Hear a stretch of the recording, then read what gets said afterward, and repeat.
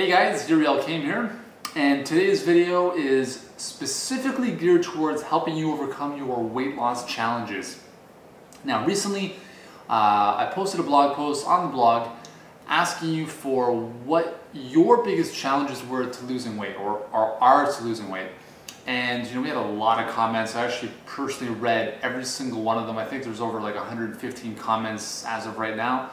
So thanks for taking the time to share those issues with me, because it's really important for me to understand what is holding you back so that I can best help you hopefully overcome those hurdles. So today's video is going to be a little bit lengthier than normal, but I promise you if you stick with me right to the end, you're going to get a ton of valuable information, inspiration, and really how-to steps to overcome a lot of these challenges. So what I've done is, again, I went through over 115 comments, and obviously I'm not going to read every single one of them to you, but what I did is I took general themes because obviously a lot of people have the same issues, so I took general themes of things that were affecting you and other people. So just let me pull this up and let me share with you, there's about 8 big things, kind of 8 big themes that we're going to talk about. So here are the 8 big themes to your biggest weight loss challenges. And again, this is across all of our clients. So first off, snacking, right? Snacking during the day or at night before going to bed. And when I talk about snacking, I'm not talking about snacking on carrots. I'm talking about snacking on foods that are not that great. So that's the first one. Second one is lack of motivation to exercise or eat well. Third one is being influenced by others in a negative way, so having family members or friends that don't support your lifestyle, traveling and not being surrounded by colleagues or people you're staying with that again are healthy, and kind of with that is a lack of support, right? You kind of feeling like you're doing things on your own, not having the support of your spouse or other people, and that's a real big issue for a lot of people. Lack of self-control, so eating too much, not knowing when to stop, or the total opposite, not eating enough, like just not having the confidence in yourself to be able to say, I know what to eat, therefore I'm not going to eat anything at all. So a lack of self-control. Always hungry. This is something, I guess, maybe not as prominent as some of the others, but this could have something to do with nutrient quality of your foods, and we'll talk about it very briefly. Obviously, if you're always hungry, you're going to eat more, but this could also relate to the next point, which is emotional eating. Emotional eating is a big issue for a lot of people. We'll talk about that. Another kind of micro theme was not wanting to work out because of either physical soreness or the associated pain that certain people associate to exercise. And then finally was a very common thing that I've noticed over the past decade is the yo-yo effect, right? People going up and down, up and down. We're going to talk about why that happens with whether it's losing weight, eating well, working out. We tend to go all over the place. So those are the themes. I'm going to talk about the solutions now, because we can talk about the problems forever, but I like giving you hard facts and solutions, stuff that you can use. So what I want you to realize is that those big those 8 themes that we just talked about, these solutions can really apply across all of them, right? The stuff I'm going to give you here can really span the spectrum of those big issues. So let's get started. So the first thing, okay, and again, whether this is losing weight or building muscle, it's the same thing, more or less, okay? It's the fundamental stuff, right? The technical stuff is the easy part. It's the fundamentals that we have to work on.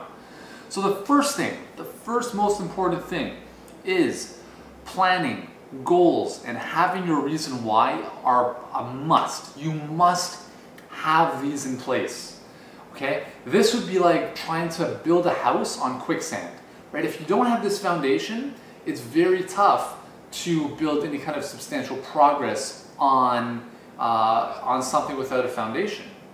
So first off, we've done a number of videos on this stuff, so you can just go through my previous blog posts and previous videos for how to set goals properly and your reasons why. Very simply is, what is your goal, right? state it as specifically as possible, have a time, a deadline with it, make it measurable, and the most important part of that is the reasons why you have to achieve that, right? Why is it important that you have to lose weight? Why? Write down those reasons why. Write down as many as possible, and put those on your fridge. Put those anywhere you can see, because the more you just refresh your mind as to why you're doing certain things, the more motivated you're going to be to keep doing that, okay? And along with that is planning, right? Planning is so important. If you know you want to lose weight, you have your reasons why. Great. One of the biggest issues is people are not eating well a lot of the time. So, you know, they have their healthy meals and then they kind of fall off the bandwagon, and then, you know, for whatever reason. One of the big things though is a lack of planning. For instance, one of the things that's, you know, in the past, and even, you know, sometimes to today, it holds me back is if Amy and I don't plan our meals throughout the week, if we don't have an idea of what we're going to be eating, what ends up happening is this conversation. We get home, or she gets home, I get home from soccer, whatever it might be. Hey, what do you want for dinner? I don't know. What do you want for dinner? I don't know. Let's see what's in the fridge. Oh, nothing's in the fridge? Let's just order it. That's how it goes. And that's how it goes for a lot of people. So the key is, all of that can be eliminated as soon as you have a plan. And it doesn't have to be a scientific, you know, you don't have to have charts and all this stuff. It's as simple as writing something down on a piece of paper and posting it on the fridge if you want. Even just having it written down. For instance, today is, what day is it today? Tuesday, I think? I think it's Tuesday. If I don't have a plan for roughly for what I want to eat for the rest of the day, or tomorrow, or the rest of the week for that matter, I'm making last minute decisions. I'm making game time decisions, if you will, right? So I haven't planned things accordingly. And that's a recipe for disaster, which leads to poor food choices and not great results. Let me give you a quick example from soccer, considering that I'm wearing this soccer sweater. If as a coaching staff, we don't plan our upcoming game appropriately, we don't plan who our starting 11 is going to be, we don't plan who's going to be on the field, what our tactics are going to be, and then we just kind of, you know, we just say, okay, well, you guys go in the field, we'll just play this system, and then try to figure things out as the game unfolds. That's a recipe for disaster. And the same thing happens with your diet and exercise for that matter, right? So plan when are you going to do your workouts. Write them down in a day timer. Schedule a meeting with yourself at the gym or at home or wherever you're working out.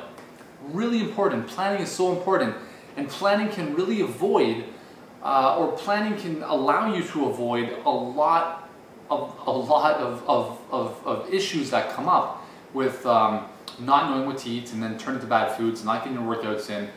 Again, when you write something down, you've committed to it, right? You've literally written a contract with yourself, and if you want to share with other people, that's even more powerful. So write it down, plan your stuff. Very, very important. Okay, second solution to your weight loss challenges is follow a done-for-you program.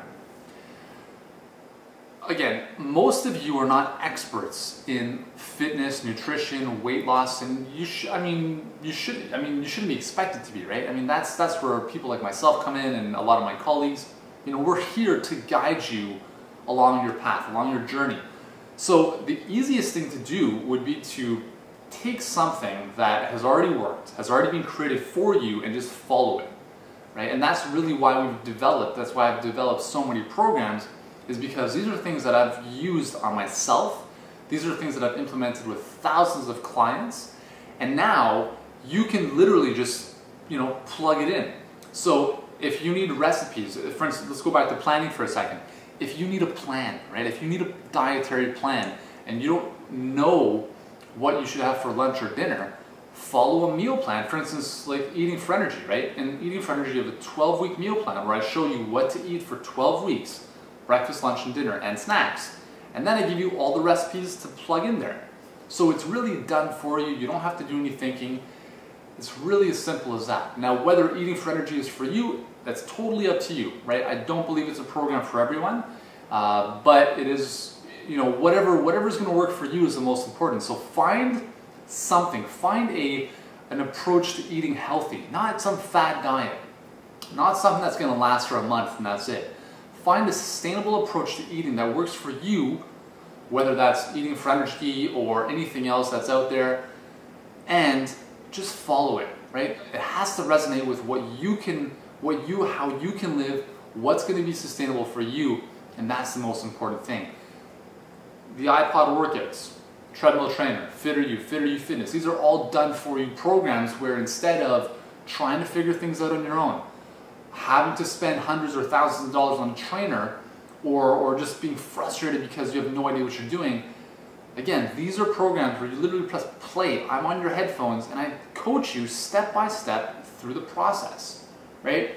It's so much easier to do that and get results than doing things on your own or trying to figure things out on your own. I've done all the legwork, I've done all the hard work. All you have to do is follow along. That's the power of a done-for-you program, right? So whether it's my workouts or my nutrition programs or anyone else's, follow something that resonates with you, and it'll make a huge difference, right? You need to follow a structured, done-for-you program that works, okay? And actually, along with that is you have to see it through. You can't just give up if results don't happen right off the bat, right? Things will take time, and we're gonna get to this in a second, is be realistic with your expectations. And we're gonna talk about this in just a second. Actually, we'll talk about it at the end, and I've got a little kind of diagram that I'm gonna show you with that, so stick around. Okay, third is, this is really important. A lot of you guys are talking about lack of support, not being surrounded by the right people or information. So it's very important that you surround yourself and feed your mind with the right information. And constantly be reading books, constantly be listening to audios, constantly be surrounding yourself by people, whether it's offline or online, that will support you and keep you motivated and encourage you to help you to your goals, right? Because the reality is that a lot of your friends don't want you to succeed because that means you're going to be left behind. Very few people have a really good supportive network, and if you do, hold on to that. But if you don't, you got to get out there and start meeting people that are going to support you. And whether that's in like a meetup group or a local running club, or it could be online on Facebook, it could be anything, right?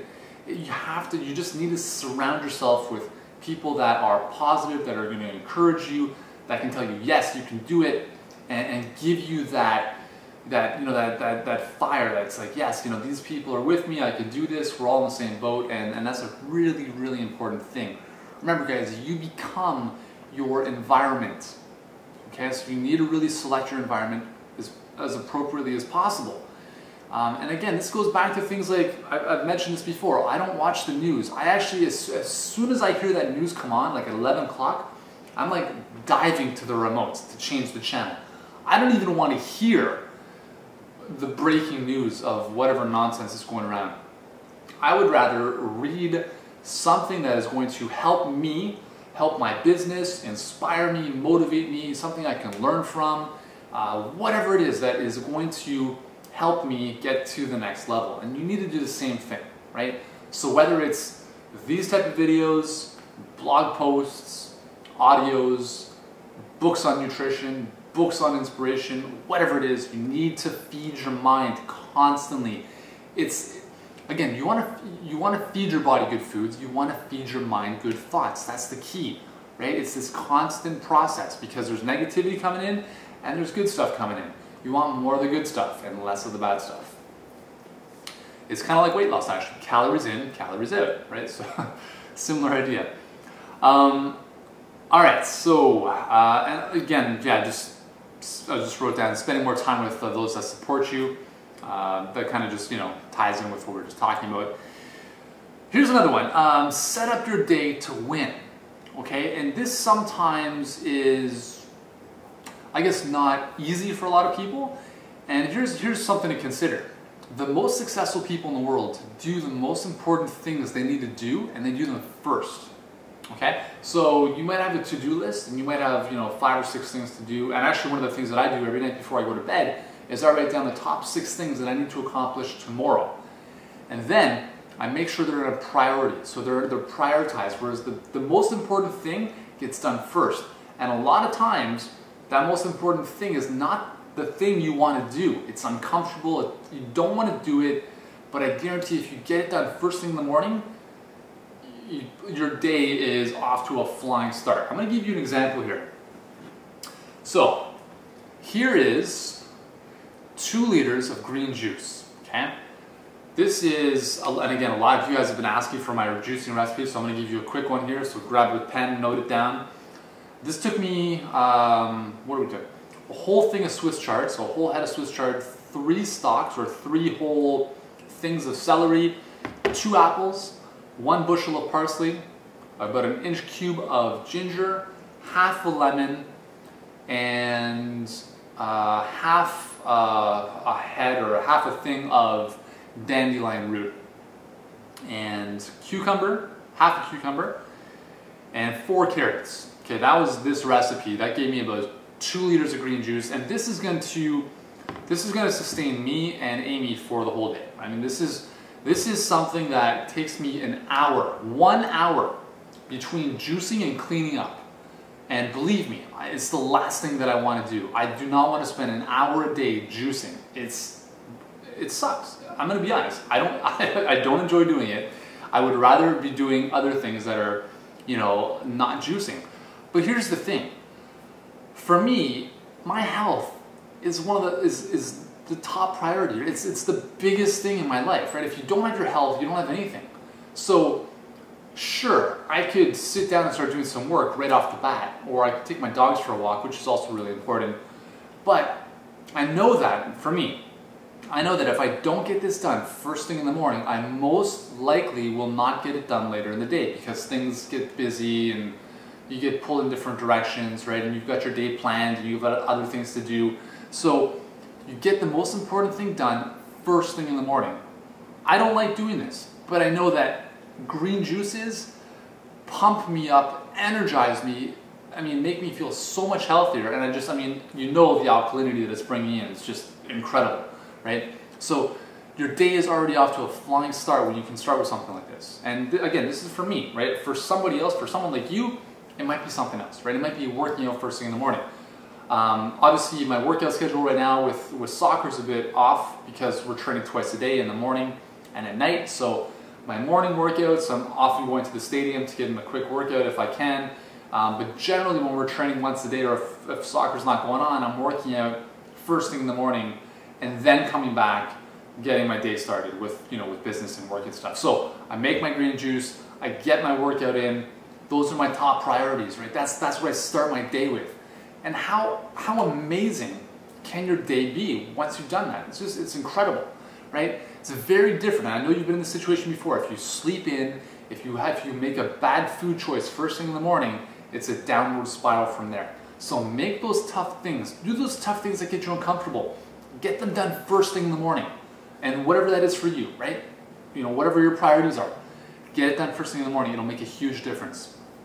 So set yourself up, set your day up to win. Okay, next solution, become more aware. Become more aware of how you're feeling, of why you're doing certain things. This goes back to the emotional eating thing. Why, you know, ask yourself, why am I eating right now? Why do I feel, so if I'm feeling the way I am right now, I'm feeling whatever, right? Let's say I'm not feeling too good. And this actually, I'll give you a perfect example. When I used to play soccer, I was very tough on myself. Always, like, very critical of my performances. It was never good enough, right? Because I was a perfectionist, and this is one of the things we talked about in a recent email. Not being a perfectionist, because perfection doesn't exist, right? When you allow yourself to make mistakes, that's, you're human. That's what you want to, kind of move towards. But so here's what I did. I'd have a game. I'd have a great performance, but there was a couple things that weren't great, right? A couple things that weren't up to par. So how do I feel afterwards? Not great, right? I would literally write down my performance, like scale of 1 to 10. How did I perform? Areas of improvements, areas that I did well in. And what I look back on, what I realized is that when I was playing soccer, and this is like for 24 years of my life, I'm not counting when I was 2 and stuff, but like from age 15 to 24, okay, so it's like 9 years of very, very high level soccer. I was very critical of myself, and when you're very critical of yourself, you don't tend to feel very good all the time, right? So I was never really in a very upbeat, happy state because I was always like, oh my God, I'm playing like shit, you know, part of my expression. So when you don't feel good, you make poor food choices because a lot of us turn to food when we don't feel good, right? So a simple question in those situations, okay, why am I choosing this food? You know, for instance, when I was in France, I would make crepes. You know, why was I making crepes? Because they made me feel better because I wasn't feeling good because I didn't play well, right? So you want to become more aware of why you are choosing certain foods or certain behaviors when you feel certain ways. Even write them down, right? If you can keep a journal of how you're feeling and which foods that you're turning to, that can be a powerful awareness tool to help you look back and say, hey, you know what? I noticed that when this happened, I felt like this, and then I turned to this food, or I did this, right? And if you can look at a trend over time, you can say, hey, I can start to break this pattern by replacing these, you know, turn to foods or habits with other things, right? Things that are more empowering, a little bit more healthful, and just, again, once you become more aware, that's the first step to change. If you're not aware of what's going on, you can't change anything, right? But if you are aware, you can make better decisions and move yourself, move your ship, right, in the right direction, okay? So become more aware. Meditation is also really powerful at this. You know, if you have time to just be quiet, to sit and just clear your mind, 10 to 15 minutes a day, you know, you'll start to feel a lot better. And, you know, things will start to come into your mind and give you some really introspective solutions. So, you know, give that a try as well. All right, so before we talked about, I'm going to show you something that I've kind of drawn out here. And I want you to, we talked about being realistic with your goals, right? Realistic with your expectations. I'm not like a naysayer. I'm a very optimistic person. If anything, I set goals that are way too big. But I also understand that the process is going to be challenging, okay? So here's the thing. Understand that the process is going to be difficult because anything worthwhile takes hard work and time, okay? It takes a lot of energy and it takes a lot of commitment to stay consistent with, you know, with whatever it is you want to achieve. So here's something I just want to pose a question to you. Is a plateau, or is it just marginal returns as you get fitter? Now let me show you this in a graphical sense. All right, so I've taken out my little whiteboard here. So let's just pay attention to this side. All right, so I'm very scientific here, so I've drawn up a little graph. I like busting out the whiteboard when I can. I think it's really helpful. Okay, so on the bottom we've got time, right? I'm going to try to keep this as straight as possible. And on the y-axis, as it's known, I've chosen weight loss. But this could be anything. It could be weight loss, it could be muscle gain, it could be fitness improvements, it could be anything you want. Any kind of physical improvement on the y-axis. What happens when you first start working out? If you've never worked out a day in your life, day 0 is right down here. You're going to see some great improvements, right? Really significant improvements, right? After about the 4 to 6 week phase where you have neural adaptations, right? Where you don't see, in a lot of cases, you don't see physical improvements, but you get stronger and stuff. After that initial couple weeks, you start to see some really nice physical transformations, right? Your body starts to look a lot better. You start losing body fat. Clothes start fitting a lot better. You start noticing muscle tone. You know, people start commenting on you, you know, in a good way, and that's that. But what happens is over time, this, you know, this line, this progress starts to stagnate, right? And again, is that a plateau, right? As time increases over weeks and months and years, right? As you continue to get fitter and fitter, you can't continue to lose weight at the same rate as you did initially. Otherwise, you'd be in the negatives. You'd be like minus 150 pounds, which is not going to happen. So your body has kind of like this threshold, right? This set point, if you will. And everyone's different. So the thing is, as you get fitter over time, right, those improvements are going to be so much smaller.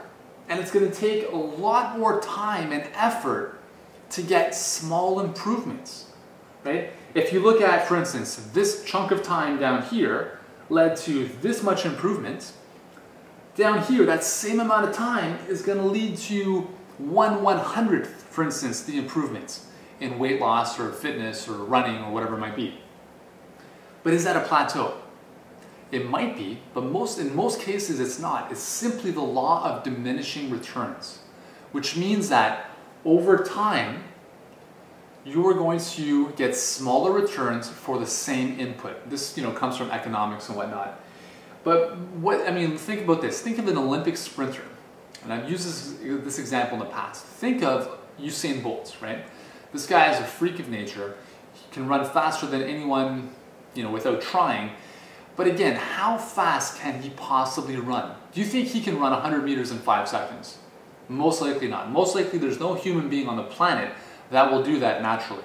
So, let's say this is the 10-second mark, right? This is a 100-meter 10-second, right? They hit this. Now, to get that improvement to 9.8, let's say, 9.8 seconds, 100 meters, they have to, now let's say that's over here. That's going to take them a lot of time and a lot of hard work to get a very, very small improvement, because there's very little room for improvements. Once you've hit that elite top level fitness, you push your body to the max, it's performing as hard as it possibly can, how much more can you improve? Now, I know a lot of you have big weight loss goals, right? And a lot of times, it's losing 50 pounds and 100 pounds, and that's fine. So you might be, in this area, okay?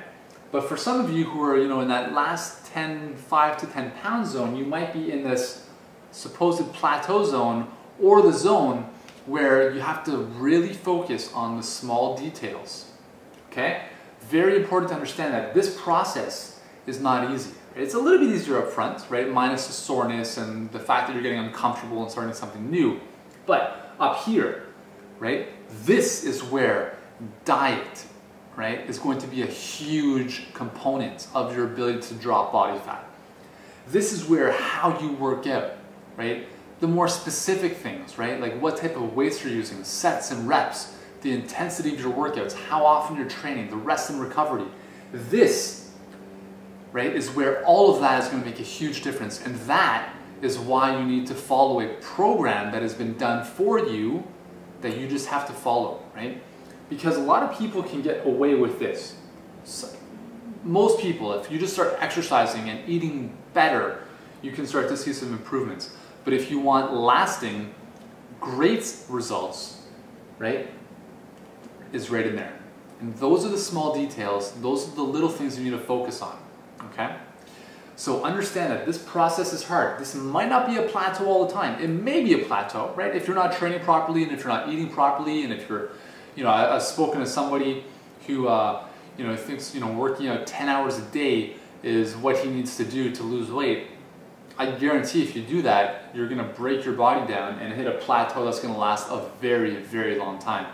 So you need to be doing things that are structured and planned strategically for you, and understand that this process is how it happens. It's not a, exponential or straight line type of improvement. Okay, that's how it works. As you get fitter, as you continue to lose weight, your body is going to, you're not going to see the same results over time. Okay, so it's this law of diminishing returns. Very important concept to understand, because I think when you understand it, you can become a little bit more, have a little more peace of mind, if you will. So if one week you see you lost 2 pounds off the scale, the next week you've lost 3 pounds, the next week 4 pounds, you're like, oh, this is awesome. And then as you get fitter, you're seeing half a pound, 0 pounds, stuff like that. People start to get worried, but remember, it's part of the process. Along with that, let me just talk about another really important concept, which is the yo-yo effect.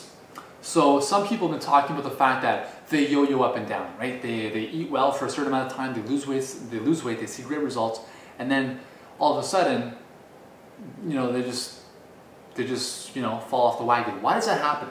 Well, here's something that might help. This is a thermometer. This is my rendition of a thermometer. And like a thermostat, or I guess a thermostat would be a better, better analogy. So we'll call this a thermostat. let's say your internal thermostat is set for this particular level right here, right? I put in your threshold. What happens is that when things happen, we're going to use weight loss as an example, okay? So your threshold for weight, you know, for a healthy weight for you is right here. What happens is when your body starts putting on weight above this threshold, you click in and say, hey, you know, this can't happen. I need to be at this weight or lower. Boom. So let's say your threshold is 150 pounds. You weigh yourself, you're 155. Damn, you gotta get down. So you go to the gym, you eat well, boom. You're down to 150 again, smooth sailing. It's all good.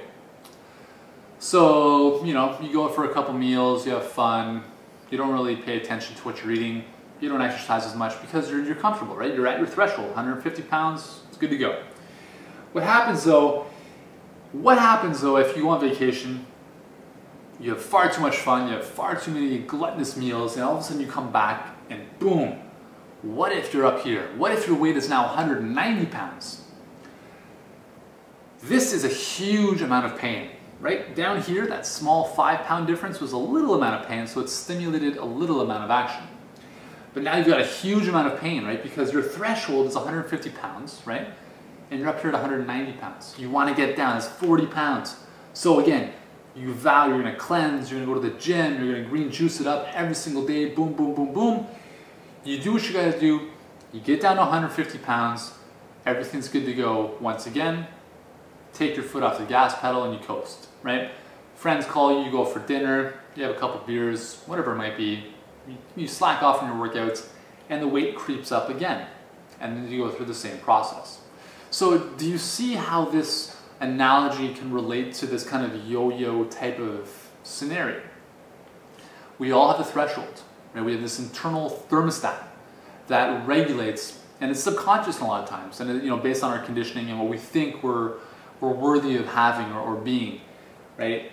We get comfortable, or we have this thermostat that says, hey, you should be here, and if you're there, that's great. If you're above it, you gotta get back down. If you're below it, you gotta get back up, right? So a lot of times if people lose weight, right? So you've lost, let's say you're 190, you're doing well, you get down to 130. You're like, wow, this is amazing. But again, the subconscious thermostat is at 150. So you start to sabotage yourself. You start to do things that will get you back to 150 pounds. So even though you want to, let's say your desired weight, your desired goal is below your threshold, down here.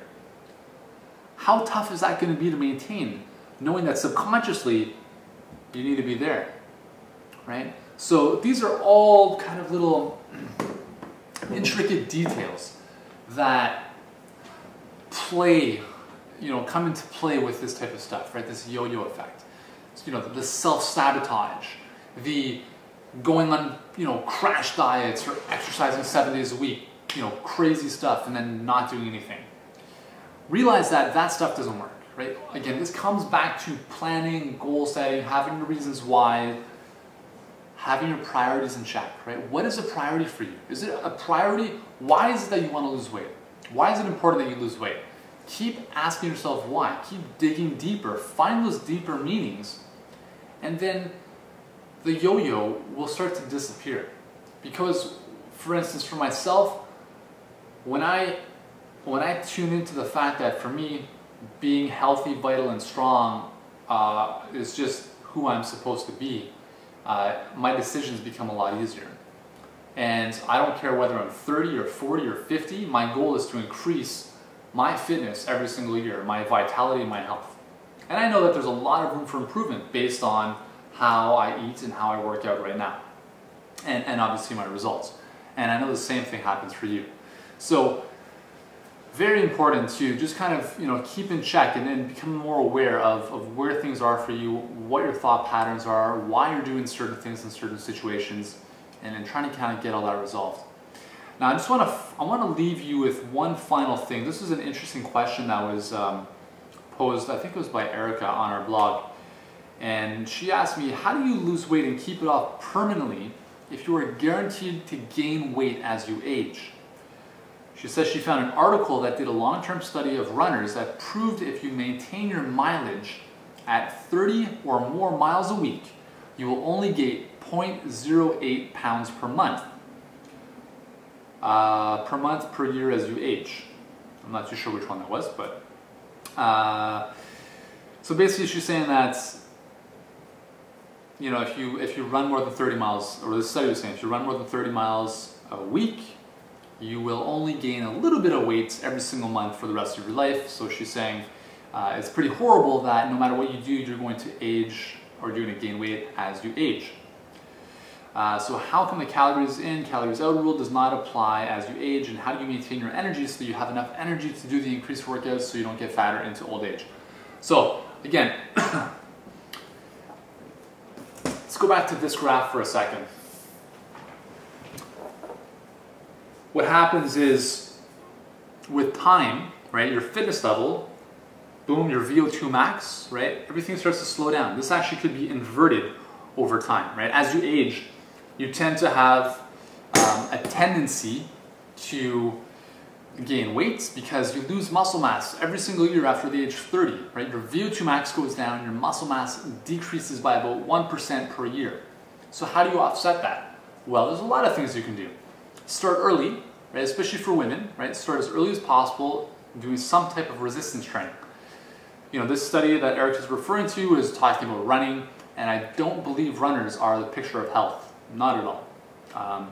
I mean, just recently, you know, we're at a training camp right now at U of T, so we have a lot of people using the track. Actually, a lot of NHL players are training there with their strength coaches, and you see these NHL hockey players, you can tell they're a hockey player just based on their body. Very strong, very muscular, very athletic, very fit. And then we've got these running groups that are coming to the track, skinny rakes, right? Just running miles and miles around the track. Not the picture of health. They don't look healthy, they don't look strong, they don't look fit, they don't look their age. They look a lot older than they are. Again, doing that kind of stuff, obviously, you know, part of our business are these running workouts, but they're based on interval training, which is a way to keep you strong and improve your endurance without spending miles and miles and miles and miles every single week, which is going to break you down. So if you want to stay lean as you age, you need to focus on quality nutrition. Again, the little details, right? The little details as you age are going to become very important. Strength training, resistance training is the most important thing you can do to maintain your weight as you age. I mean, I should put up like a flashy sign on this video right now saying like resistance training, you know? Just like get it in your minds, guys. The running, the cardio is great for short-term weight loss, but in the long run, it's the resistance training, right? The body weight exercises, the using the weights in the gym, the kettlebells, anything that's gonna stress your muscles and make them stronger is going to help you stay lean. You need to offset the loss of muscle mass. That's the key. Think about this. Does it make much sense to be a 70-year-old, you know, person who can't get off the couch, who can't do this, right? You need strength in your legs, right? Aerobic capacity is important, but if you're not functional because you don't have strength, not only will you not be lean, you will not be, you know, doing many things as you get older. So resistance training, guys, is so important. And eating quality foods as you age is just as important. Focusing on a lot of alkalinity, a lot of greens, a lot of veggies, more raw foods, less sugar, no processed foods, right? That's the key. So, on that note, this has been a very extensive, long video. I hope you've been able to sit with me and you're not drifting off and falling asleep. If you are, grab a green juice. But again, thanks for all the comments on the blog. I really appreciate, you know, learning more about what's holding you back, and hopefully this video has helped you to you know, to give you some ideas and motivation to help you make those right steps. And again, if you need more help with any of the stuff, the nutrition, the fitness, check out any of the workout or fitness programs or nutrition stuff that we've done. I guarantee there's something in there that can help you in some capacity. And if not there, then, you know, somewhere else, but just make sure you're following a program that has worked and can work for you as well, right? And on one final thing is, because I really believe that keeping you informed and feeding your mind with good information as much as possible We're going to be coming out with a lot of stuff over the next couple months. Every month we're going to be introducing new nutrition reports, new workouts, new interval workouts, right? Lots of new stuff because you guys are asking for it. So stay tuned. A lot of great stuff is coming up. And thanks again for taking the time to watch the video. And I'll see you when I see you.